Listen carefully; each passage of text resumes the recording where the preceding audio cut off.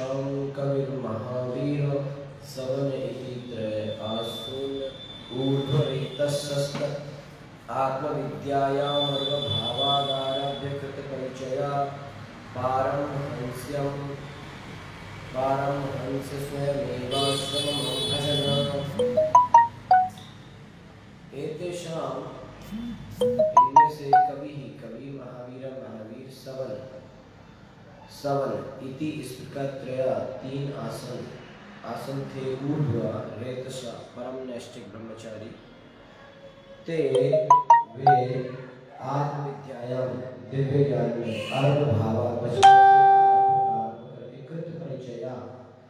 अत्यधिक परिचय पारमहंस से मानव जीवन की उच्चतम सिद्धि का एवं निश्चय ही आश्रम अभजन पालन किया।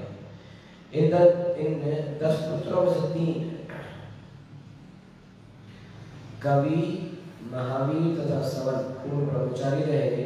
इस प्रकार ब्रह्मचर्य जीवन की शिक्षा प्राप्त करने के कारण वे सर्वोच्च सिद्धि अर्थात परमहंस आश्रम से पूर्णतया परिचित थे।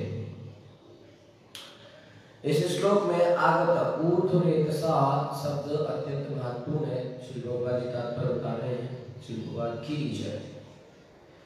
इससे ऐसे पुरुष का बोध होता है जो विषयी जीवन पर विजय प्राप्त करके अपने वीर को स्खलित नहीं होने देता।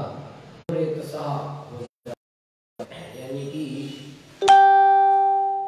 जिसका वीर ऊपर की तरफ फ्लो करता है, मस्तिष्क में संचित हो जाता है, वो व्यक्ति इतना बुद्धिमान हो जाता है कि आश्चर्यजनक तरीके से काम करता है। अक्षर साथ जो उसको बताया जाएगा वो याद रख सकता है, स्मरण रख सकता है। अन्य महत्वपूर्ण शब्द यहाँ आ रहा है अर्भ भावात, जिसका अर्थ है बालपन से ही। इसका दूसरा, जिस प्रकार से पिता अपने पुत्र प्रेम के कारण अनेक वस्तुओं का त्याग करता है, उसी प्रकार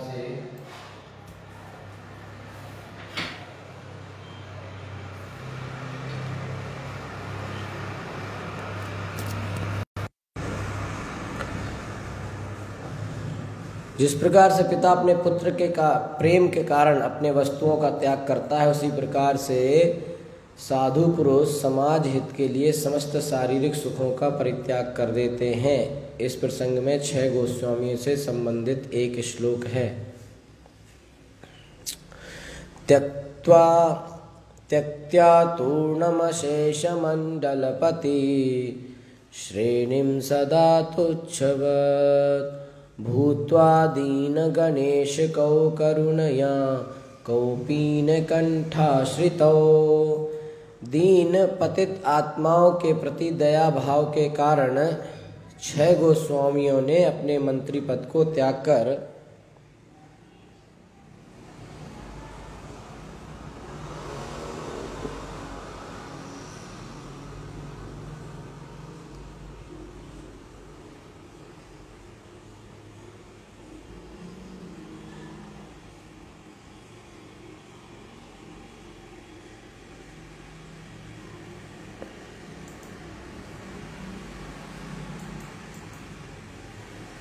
हरे कृष्ण कृष्ण कृष्ण हरे हरे, हरे राम राम राम हरे हरे। अभी आ रहे आवाज? ठीक है। तो प्रभुपाद जी कह रहे हैं कि 6 गोस्वामियों के बारे में, त्यक्त्या तूर्णमशेष मंडलपतिम श्रेणीम सदा तुच्छवत भूत्वा दीन गणेश कौ करुणया कौफीन कंठाश्रितौ। दीन पतित आत्माओं के प्रति दया भाव के कारण 6 गोस्वामी ने अपने मंत्री पद को त्याग कर याचक बनने का व्रत लिया। उन्होंने अपनी आवश्यकताओं को यथासंभव करके एक कौपीन तथा एक कमंडल धारण किया, कम से कम में सिंपल जीवन। इस प्रकार वे वैष्णव साहित्य का संग्रह और प्रकाशन करके श्री चैतन्य महाप्रभु के आदेशों का पालन करते हुए वृंदावन में रहे। 6 गोस्वामी लोग श्री रूप श्री सनातन भट्ट रघुनाथ, श्री जीव गोपाल भट्ट दास रघुनाथ। तो 6 गोस्वामी जो साधु पुरुष है वो समाज के हित के लिए सांसारिक सुखों का परित्याग करते हैं। प्रभुपाद जी कह रहे हैं, लोग सोचते कई बार कि ऐसा क्यों किया, इस व्यक्ति ने ऐसा क्यों किया। सब समाज के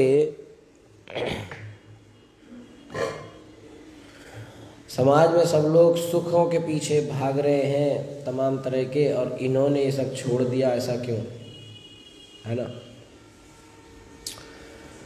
तो शारीरिक सुखों का परित्याग, घर का जो सुख है उसको छोड़ दिया, क्यों, समाज के हित के लिए। तो समाज का हित क्या कर रहा है, लोग समाज की बात करते हैं तो समाज में सबसे ज़्यादा परोपकारी और समाज में सबसे ज़्यादा हितकारी व्यक्ति होता है साधु, क्योंकि वो अपने शारीरिक सुख को त्याग कर समाज हित में लगता है। और समाज हित के लिए माने क्या करता है, जो सबसे बड़ा परोपकारी काम है वो समाज हित के लिए करता है, और वो क्या है, वो है कृष्ण भक्ति का प्रचार। गोपियां कह रही हैं, तव कथामृतम तप्त जीवनम कविभिरीडितम कल्मषापहम श्रवण मंगलम श्रीमदांतम भुवि गृह्णन्ति ते भूरिदा जना। संसार के समस्त लोग परेशान हैं कष्टों से, तप्त जीवनम, उनका जीवन तप रहा है भौतिक गर्मी से। ये मौसम की गर्मी तो है ही, लेकिन 3 ताप उनको तपा रहे हैं। कौन कौन से, अधिदैविक, अधिभौतिक, अधिआत्मिक है। 3 तरह के तापों से परेशान है। प्रकृति के 3 गुण, सतोगुण, रजोगुण, तमोगुण से व्यक्ति बंधा हुआ है, जन्म मृत्यु जरा व्याधि इनसे फंसा हुआ है, जल रहा है। कभी अपने ही दिमाग में कोई बात है उसकी वजह से परेशान है, कभी कोई आके परेशान कर रहा है, कोई मच्छर काट रहा है, कोई सांप काट रहा है, कोई बीमारी आ रही है, कोई बैक्टीरिया आ रहा है।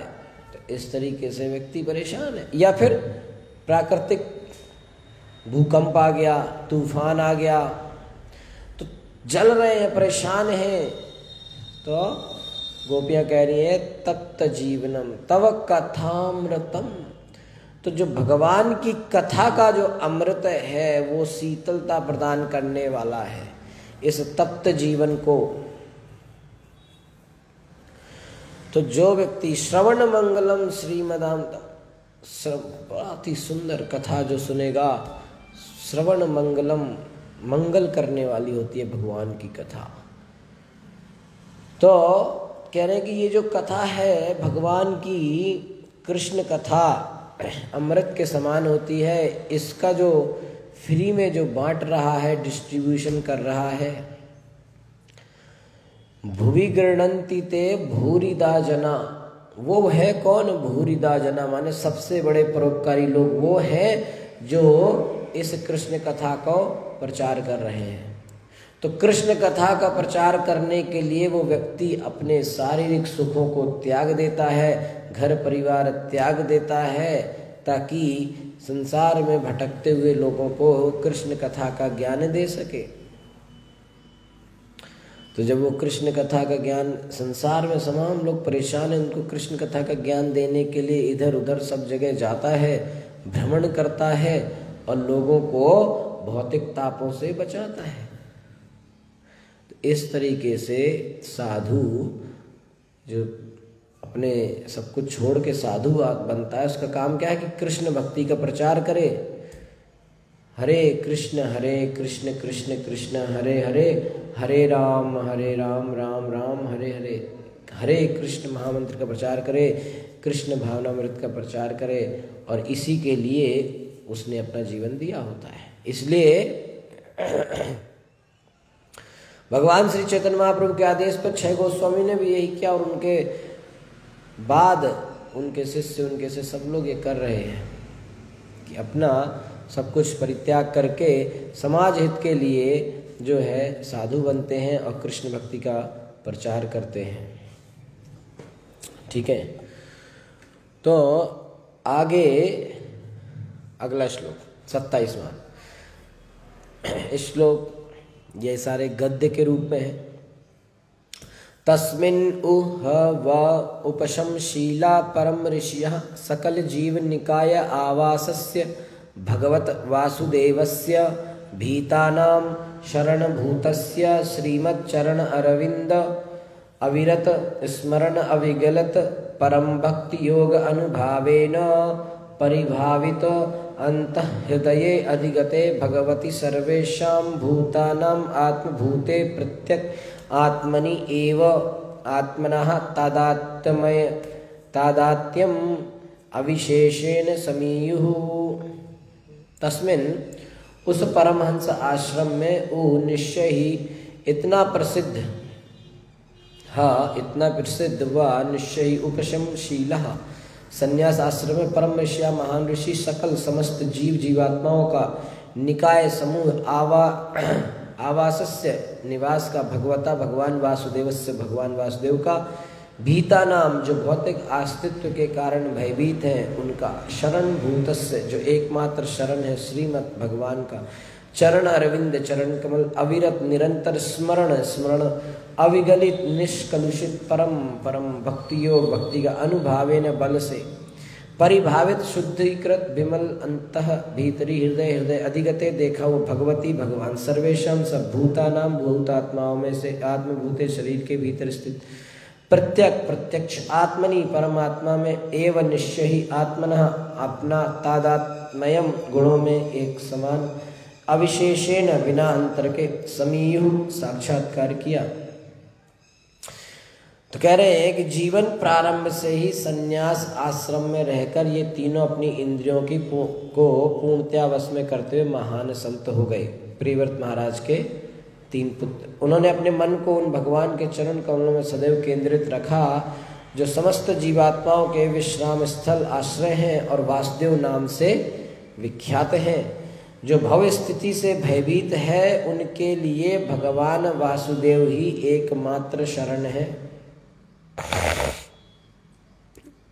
क्या कह रहे हैं कि जो भव स्थिति से भयभीत है उनके लिए भगवान वासुदेव ही एकमात्र शरण है और कहीं जा नहीं सकता, जाने की जरूरत नहीं है, जाएगा तो कुछ मिलेगा नहीं। भगवान के चरण कमलों का निरंतर ध्यान धारण करने के कारण महाराज प्रियव्रत के ये तीनों पुत्र शुद्ध भक्ति से सिद्ध बन गए।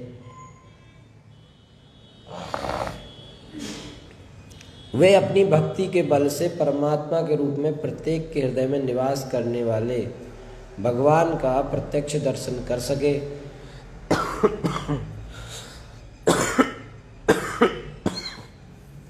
और इसका अनुभव कर सके कि उनमें तथा भगवान में गुण के अनुसार कोई अंतर नहीं है। गुण के अनुसार, गुणात्मक, यही चैतन्य महाप्रभु का अचिंत्य भेदा भेद तत्व है कि गुण के अनुसार जीवात्मा और भगवान में समान गुण हैं, पर क्वांटिटी के अनुसार कि भगवान विशाल है, कोई तुलना नहीं की जा सकती क्वांटिटी के आधार पर जीव की और भगवान की। सन्यासी जीवन में परमहंस अवस्था सर्वोच्च अवस्था है। सन्यास की 4 अवस्थाएं होती हैं। पहले तो ब्रह्मचारी, गृहस्थ, वानप्रस्थ, फिर सन्यास। तो सन्यास में सन्यास में 4 लेवल है। कुटीचक, बहुतक, परिव्राजकाचार्य तथा परमहंस। तो वैदिक प्रणाली के अनुसार सन्यास आश्रम स्वीकार कर लेने पर गांव के बाहर कुटी में रहना होता था और भोजन आदि आवश्यक वस्तुएं घर से भेजी जाती हैं। यह क्या कहलाता है कि गांव के बाहर रहेगा व्यक्ति, लेकिन भोजन वगैरह घर से उसे भेजते रहेंगे। इसे कहते हैं कुटीचक अवस्था। जब सन्यासी और आगे बढ़ जाता है तो वह घर की कोई वस्तु स्वीकार नहीं करता, बल्कि वह अपना भोजन आदि आवश्यक पदार्थ कई स्थानों से एकत्र करता है और ये कहलाता है, ये प्रणाली मधुकरी। जगह जगह जाके लोगों से मांग के वो अपना खाना लेता है। ठीक है, तो मधुकरी, इसको कहते हैं मधुकरी। मधुकरी माने, मधुकर क्या होता है? भौरा। तो वो अलग अलग जगह से रस लेता है, तो इसे कहते हैं भौरों की वृत्ति। मधुकरी। तो वो साधु क्या करता है, अभी पहला स्टेप है, गांव के बाहर, घर शहर के बाहर रहता है, घर से उसको खाना वाना आता रहता है, लेकिन इसके बाद अगले स्टेज में वो फिर घर से कुछ नहीं लेता, फिर वो मधुकरी करता है, यानी कि लोगों से मांग के लेता है। जिस प्रकार भौरे थोड़ा थोड़ा करके अनेक पुष्पों से मधु सिंचित करते हैं, उसी प्रकार से सन्यासी को द्वार द्वार जाकर भिक्षा मांगनी चाहिए और प्रत्येक घर से थोड़ा ही ग्रहण करना चाहिए, थोड़ा थोड़ा सबसे मांगना चाहिए। इसे कहते हैं बहुदक, ये बहुदक अवस्था कहलाती है, नंबर 2। फिर और अधिक अनुभव होने पर सन्यासी भगवान वासुदेव की महिमा का उपदेश देने के लिए विश्व भर का भ्रमण करता है। अब वो समझ गया है तो फिर भगवान का संदेश का प्रचार करने के लिए पूरे विश्व में जाता है, तो तब उसको कहते हैं परिव्रजा का आचार्य। सन्यासी को परमहंस, अब ये चौथी स्टेज है, तीसरी परिव्रजा का आचार्य और चौथी परमहंस। तो सन्यासी को परमहंस अवस्था तब प्राप्त होती है जब वह, अब चौथी स्टेज कब प्राप्त होती है, जब वह अपना उपदेश कार्य समाप्त करके अध्यात्म जीवन बिताने के उद्देश्य से एक स्थान पर टिक जाता है। फिर वो कहीं नहीं जाता, पूरे जगह विश्व में प्रचार करने के बाद वो अपना एक जगह रुक जाता है।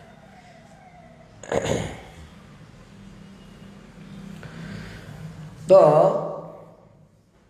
सच्चा परमहंस वो है जो अपनी इंद्रियों को पूर्ण रूप से बस में रखता है और ईश्वर की शुद्ध सेवा में लगा रहता है। इसलिए प्रियव्रत महाराज के 3 पुत्र प्रारंभ से ही परमहंस अवस्था को प्राप्त थे। ईश्वर की सेवा में तल्लीन रहने के कारण इनकी इंद्रियां उन्हें विचलित नहीं कर सकती थी। इसलिए तीनों भाइयों का इस श्लोक में जो वर्णन आ रहा है, उपशमशीलः कहा गया है। उपशम का अर्थ हुआ पूर्णतः दमित, इंद्रियों को पूरी तरह कंट्रोल किया था। क्योंकि उन्होंने अपनी इंद्रियों को पूर्णतः दमित कर लिया था, इसलिए वे महान साधु तथा ऋषि माने जाते हैं। तो इंद्रियों को दमित करने के अनंतर तीनों भाइयों ने अपना मन वासुदेव श्री कृष्ण के चरण कमलों में लगा दिया, जैसा कि भगवान ने भगवद गीता में बताया गया, वासुदेव सर्वम इति सा महात्मा सुदुर्लभा, अर्थात वासुदेव के चरण कमल ही सर्वस्व हैं। भगवान वासुदेव समस्त जीवात्माओं के आगार हैं। जब इस विराट जगत का लय हो जाता है तो समस्त जीवात्माएं गर्भोदक्षाई विष्णु के परम देह में प्रवेश कर जाती हैं, जो महाविष्णु में लीन हो जाते हैं, कारणोदक्षाई विष्णु में। और ये दोनों विष्णु तत्व वासुदेव तत्व ही है। इसलिए कवि, महावीर तथा सवन, ये तीनों भगवान वासुदेव श्री कृष्ण के चरणारविंद में सदैव ध्यानस्थ रहे। इस प्रकार वे वह समझ सके कि हृदय में स्थित परम आत्मा भगवान ही हैं और वे अपने स्वरूप को उनमें पा सके।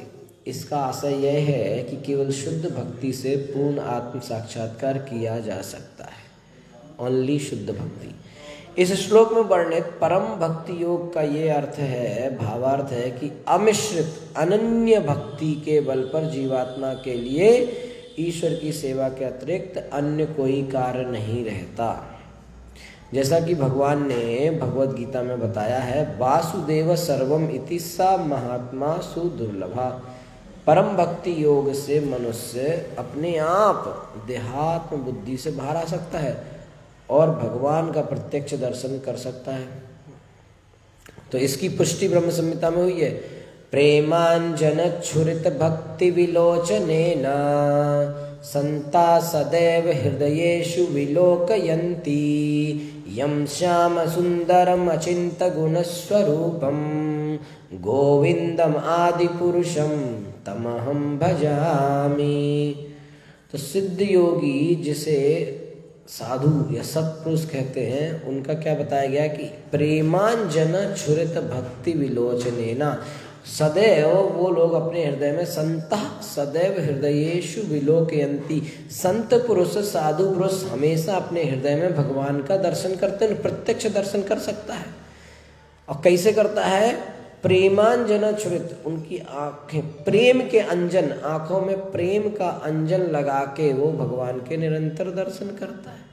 श्याम सुंदर, श्याम यम श्याम सुंदर अचिंत गुण स्वरूपम। श्याम सुंदर श्री कृष्ण स्वयं को स्वांसों द्वारा विस्तार कर देते हैं और इस तरह भक्त अपने हृदय में निरंतर उनका दर्शन पा सकता है।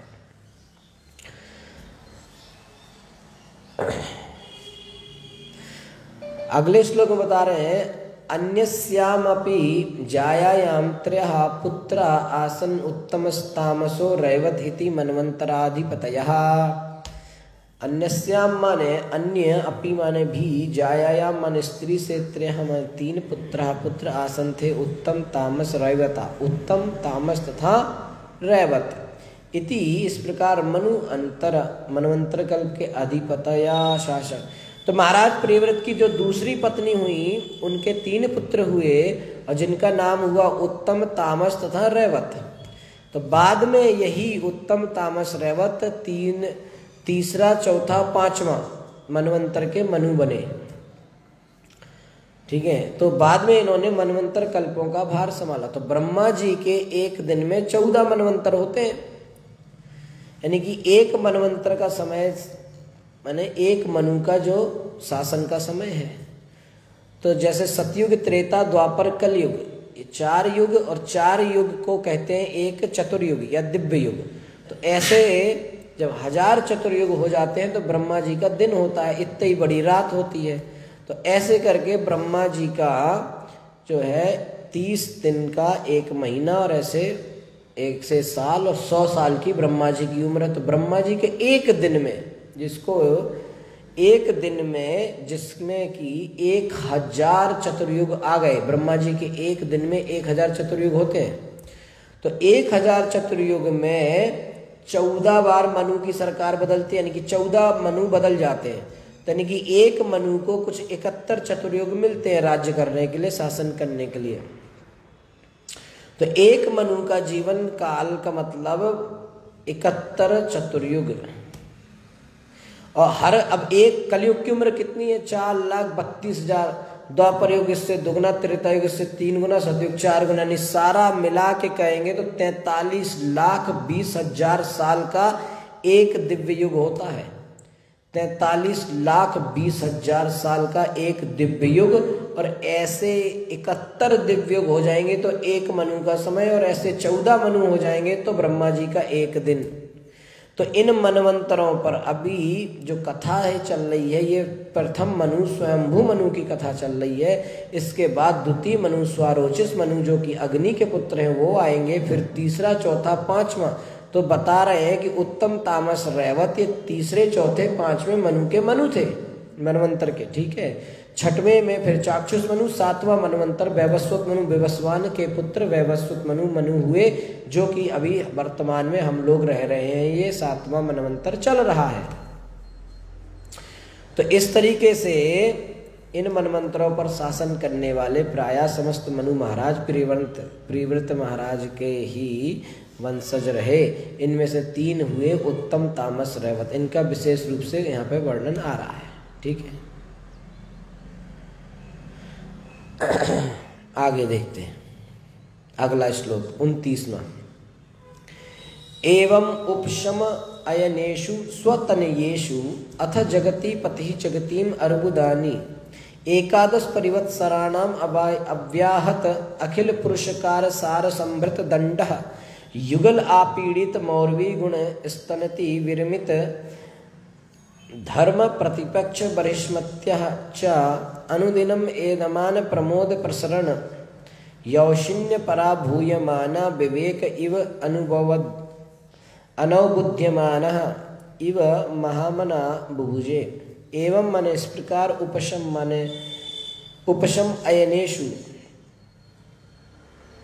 सभी सुयोग, स्वतनयेषु अपने पुत्रों में से, अथ तत्पश्चात जगती पति ही ब्रह्मांड के स्वामी, जगतीम ब्रह्मांड को, अर्बुदानी अर्बुद यानी 1/10 करोड़ की संख्या। अर्बुद माने 10 करोड़।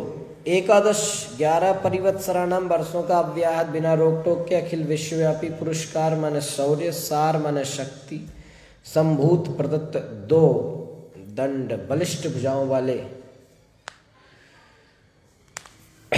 युगल, 2 अपीड़ित खींची गई मौरवी गुण धनुष की डोरी, स्तने टंकार से, विरमित माने पराजित, धर्म माने धार्मिक नियम, प्रतिपक्ष विपक्षी, बर्हिष्मत्या अपनी पत्नी बर्हिष्मती का चा, तथा अनुदिनम प्रतिदिन, एदमान वर्धमान, प्रमोद मनोरंजन, प्रसन्न, सुशीलता, सौजन्य, औशन्य, स्त्रियोचित व्यवहार, व्रीड़ा लज्जा से प्रमुषित, संकुचित, हास हंसी, हस अवलोक, चितवन, रुचिर, मनोहर, छुएली आदि भी विनोद इत्यादि, पराभूयमान पराजित होकर विवेक अपने वास्तविक ज्ञान, इव सदृश अनवबुद्धियामान, विवेकहीन व्यक्ति व सदृश महामनः महानात्मा बुभुजे राज्य क्या भोगा। तो आगे आ रहे कि इस प्रकार से कवि महावीर तथा सवन के परमहंस अवस्था में भली भांति प्रशिक्षित हो जाने पर महाराज प्रियव्रत ने 11 अर्बुद वर्षों तक ब्रह्मांड पर शासन किया। जिस समय वे अपनी बलशाली भुजाओं से धनुष की डोरी खींचकर तीर चढ़ा लेते थे, उस समय धार्मिक जीवन के नियमों को न मानने वाले उनके विपक्षी विश्व पर शासन करने के उनके अद्वितीय शौर्य से डरकर न जाने कहाँ भाग जाते थे। तो वे अपनी पत्नी बर्हिष्मती को बहुत ज़्यादा अगाध प्यार करते थे और समय बीतने के साथ ही उनका जो प्रेम था, प्रणय भी बढ़ता गया। अपनी स्त्रियोचित वेशभूषा, उठने बैठने, हंसी तथा चितवन से महारानी बर्हिष्मती उन्हें शक्ति प्रदान करती थी। इस प्रकार महात्मा होते हुए भी वे अपनी पत्नी के स्त्री उचित व्यवहार में खो गए। वे उसके साथ सामान्य पुरुष सा आचरण करते, किंतु वे वास्तव में महान आत्मा थे। कौन? प्रियव्रत महाराज। तो इस श्लोक में धर्म प्रतिपक्ष, धार्मिक सिद्धांतों के विरोधी से किसी विशेष धर्म का नहीं। प्रभुपाद जी कह रहे हैं कि इस श्लोक में जो धर्म प्रतिपक्ष शब्द आ रहा है, तो धार्मिक सिद्धांतों के विरोधी से किसी विशेष धर्म का वर्ण, वर्णाश्रम धर्म का संकेत मिलता है। सामाजिक व्यवस्था बनाए रखने एवं नागरिकों को जीवन लक्ष्य अर्थात आध्यात्मिक ज्ञान की ओर क्रमशः अग्रसर होने के लिए आवश्यक है कि वो वर्णाश्रम धर्म के नियमों का पालन करें। अगर एक प्रॉपर सिस्टम में आगे बढ़ना है तो वर्णाश्रम मानना चाहिए। तो इस श्लोक से प्रतीत होता है कि वर्णाश्रम धर्म के पालन में महाराज प्रियव्रत बहुत कठोर थे, वो मानवाते थे। और जो इसकी उपेक्षा करेगा, युद्ध के लिए उपेक्षा करने वाले युद्ध के लिए ललकारे जाने या दंडित किए जाने की चेतावनी पर राजा से दूर भागते फिरते थे। तो दरअसल महाराज प्रियव्रत को अपने दृढ़ संकल्प के कारण लड़ने की आवश्यकता ही नहीं पड़ी। उनके विपक्षी वर्णाश्रम धर्म के नियमों का उल्लंघन करने का दुस्साहस नहीं कर सकते थे। कहा गया है कि जो मानव समाज वर्णाश्रम धर्म द्वारा चालित नहीं है, वह बिल्लियों तथा कुत्तों के पशु समाज से बढ़कर नहीं है। अगर वर्णाश्रम धर्म को नहीं मान रहा है तो कुत्ते बिल्ली के समान जी रहा है। अतः महाराज प्रियव्रत ने अपने असाधारण तथा अद्वितीय शौर्य से वर्णाश्रम को दृढ़ बनाए रखा। इस प्रकार कठोर जागरूक जीवन बनाए रखने के लिए मनुष्य को अपनी पत्नी से प्रोत्साहन की आवश्यकता पड़ती है। प्रभुपाद जी कह रहे हैं कि अगर कोई अपना जीवन कठोर बना के रखना चाहता है, जागरूक जीवन बनाए रखना चाहता है, तो उसको अपने पत्नी से उत्साह मिलना चाहिए। वर्णाश्रम धर्म प्रणाली में ब्राह्मण तथा सन्यासियों को स्त्रियों से किसी प्रकार के प्रोत्साहन की आवश्यकता नहीं होती, किंतु क्षत्रियों तथा गृहस्थों को अपने कर्तव्य पालन के लिए अपने पत्नियों से प्रोत्साहन लेने की आवश्यकता रहती है। और वास्तविकता में बात यह है कि कोई गृहस्थ या क्षत्रिय अपनी पत्नी के सहयोग के बिना अपने दायित्व को अच्छी तरह से नहीं निभा सकता। बिना अपनी पत्नी के सहयोग से कोई भी गृहस्थ व्यक्ति अपने दायित्व को अच्छे से नहीं कर पाएगा। श्री चैतन्य महाप्रभु ने स्वयं ये बात स्वीकार किया है कि गृहस्थ को अपने पत्नी के साथ रहना चाहिए। क्षत्रियों को राजकाज चलाने में प्रोत्साहित किए जाने के लिए पत्नियां रखने की छूट थी। कर्म तथा राजनीतिक कार्य के जीवन में योग्य पत्नी का साहचर्य अनिवार्य है। अतः सुचारू रूप से कर्तव्य पालन करने के लिए महाराज प्रियव्रत ने अपनी सुंदर पत्नी बर्हिष्मती का लाभ उठाया, क्योंकि वह स्त्रियोचित वेशभूषा, मुस्कान तथा अपने नारी सुलभ शारीरिक हाव भावों से अपने महान पति को प्रसन्न रखने में दक्ष थी। वो अपने पति को प्रसन्न रखने में दक्ष थी। स्त्री का ये गुण होता है कि वो अपने पति को प्रसन्न रख सके। तो इसके लिए स्त्रियोचित वेशभूषा, जैसे स्त्रियों की वेशभूषा है वैसा बनाती थी। मुस्कान तथा अपने शारीरिक हाव भाव से वो अपने पति को प्रसन्न रखती थी। महाराज प्रियव्रत को प्रोत्साहित करती रहती, जिससे वे उचित रीति से शासन करते थे। और जिस तरीके से महाराज प्रियव्रत राज्य करते थे तो उनको प्रोत्साहित करती थी, एनकरेज करती थी। पत्नी का काम है कि पति को प्रोत्साहित करे। तो इस श्लोक में इव शब्द का 2 बार प्रयोग यह बताने के लिए किया गया है कि महाराज प्रियव्रत स्त्री दास के रूप में आचरण करते हुए ऐसे प्रतीत हो रहे थे जैसे कि वे मानवोचित विभोग खो बैठे हों। उनको लग रहा था कि ये पूरी तरीके से अपना बुद्धि खो चुके हैं स्त्री के प्रेम में, किंतु वास्तव में वे अपने महात्मा पद के प्रति विज्ञ थे। वो ऐसा नहीं था, ऊपर ऊपर से लग रहा था। यद्यपि ऊपर से वे कर्मी पति का जैसा आचरण कर रहे थे, ऊपर से तो लगता था कि बहुत ही कर्मी व्यक्ति जैसे आचरण कर रहे, लेकिन उन्हें पता था कि वो किस पद पर हैं और वो ये सब ऊपर ऊपर से ही कर रहे थे, हृदय से नहीं। क्योंकि उन्हें पता है कि वो जो है उनका काम कुछ और है, भक्ति है ना, ये बस एक सेवा मिली है तो इसको करके यहाँ से निकलना। इस प्रकार महाराज प्रियव्रत ने 11 अर्बुद वर्षों तक राज्य किया। 1 अर्बुद होता है 10 करोड़ वर्ष के समान, ठीक है। तो इस तरीके से महाराज प्रियव्रत के बारे में वर्णन आ रहा है। 29 श्लोक हमने किया। तो 29वें में उनके शक्ति के बारे में बताया गया और किस तरह से उन्होंने अपने पत्नी के साथ व्यवहार किया ये बताया गया। अब 30वां श्लोक जो है वो इम्पोर्टेंट श्लोक है, जिसमें महाराज प्रियव्रत अपना जो रथ घुमाए हैं उसके बारे में वर्णन आएगा, ठीक है।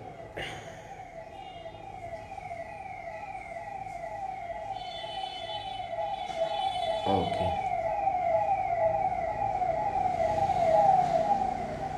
तो इस तरीके से 35 श्लोक तक महाराज प्रियव्रत की क्रियाओं का, एक्टिविटीज़ का वर्णन है। तो 30वां श्लोक हम लोग कल कर सकते हैं। अगर किसी का कोई प्रश्न है तो आज पूछ सकते हैं। हरे कृष्णा।